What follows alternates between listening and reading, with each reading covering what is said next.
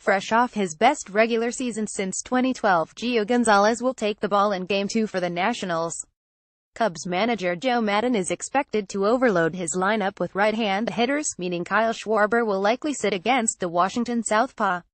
That's a lineup that can do magic 19, so you have to respect it, whoever they put out there, Gonzalez said.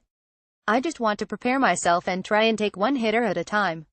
Right-handers slashed .226, .310, .370 against Gonzalez 159, 2.96 ERA this season, while lefties hit .183, .251, .256 against him. In his lone start against the Cubs in 2017, Gonzalez held the Northsiders to 1 run on 2 hits and 5 walks over 6 innings, fanning 8 in a tough loss on June 26. He's had a really good season, and he's very tough on lefties, Maddon said. We've had a couple guys with not very good numbers against him. With Gio, a big thing about him for me, historically, is you've really got to make him throw the ball over the plate. He's really into getting you to chase a little bit. I think from our perspective, the goal is to make him come into the zone. If we're chasing, he's going to have a real good night. The Cubs will counter with an established southpaw of their own. Jon Lester didn't have the type of regular season he's grown accustomed to, but with a 2.63 ERA in 22 career postseason appearances, 19 starts and 3 World Series rings, the 33-year-old Lester 138, 4.33 knows what it takes to win in October. Some people say it's not different. It is different, Chester said. I think each individual handles it differently, and you've got to figure out what works for you. I just know from our clubhouse and being around these guys the last 3 years, you could see the nervousness and the anxiety in 2015.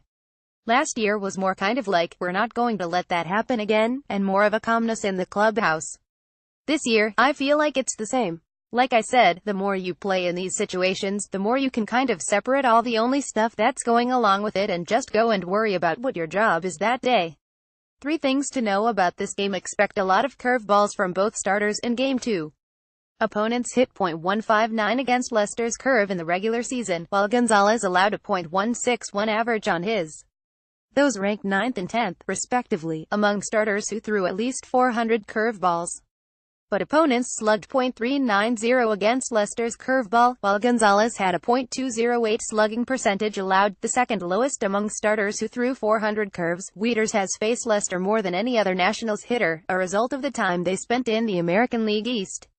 Wieters in 16 for 51 against Lester with 3 doubles, a triple and 9 RBIs. This will be Gonzalez's first home playoff start since Game 5 of the 2012 NLDS against the Cardinals. The Nationals lost 97, as Gonzalez allowed 3 runs in 5 innings before Washington's bullpen gave up 6 runs in the final 3 innings.